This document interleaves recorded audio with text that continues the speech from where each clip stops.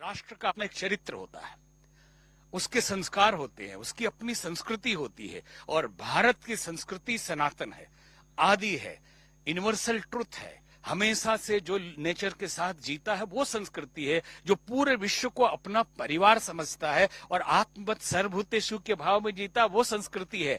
और उन संस्कारों को हम खो देंगे कॉन्वेंट में पढ़ के, उन संस्कारों को खो देंगे मॉडर्न बन के। न किसी बच्चे से, आज साधारण सी बात है, आप गीता बहुत बड़ी चीज है। चर्चा एक बहुत बड़े टीवी चैनल पे, इंग्लिश चैनल था, उन्होंने हमारा इंटरव्यू लिया। सीधे प्रश्न यही था कि क्या आप चाहते हैं कि विद्यालय में गीता पढ़ाई जाए?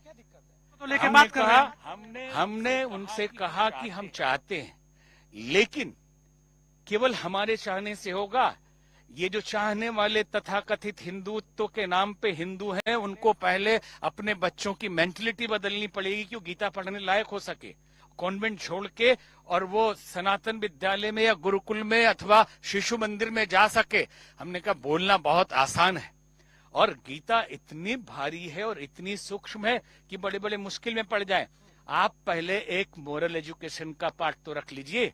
आज हम जब पढ़ते थे तो एक चैप्टर अलग से किताब थी, एक पूरी किताब बंद कर दी गई महाराज जी। हाँ जी, उसमें नैतिक शिक्षा होती थी और हमने पढ़ाई की उसकी। जब चौथी पांचवी में भी एक पूरी किताब ही होती थी, उसकी परीक्षा भी होती थी।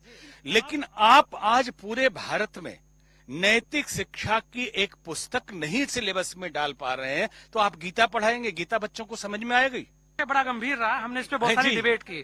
जब बहुत सारे राजनीतिक लोगों के जो बयान है वो बिगड़ गए, और आप देखेंगे कि लोग तो रामायण की प्रतियों को लेकर बात करने लगे, गोस्वामी तुलसीदास के ऊपर सवाल उठा दिए गए, इवन गीता के ऊपर क्या, भगवान राम के ऊपर क्या, कोई नहीं छोड़ा। तो हमने कहा कि बहुत सारे राजनेताओं को नैतिक शिक्षा के पाठ की आवश्यकता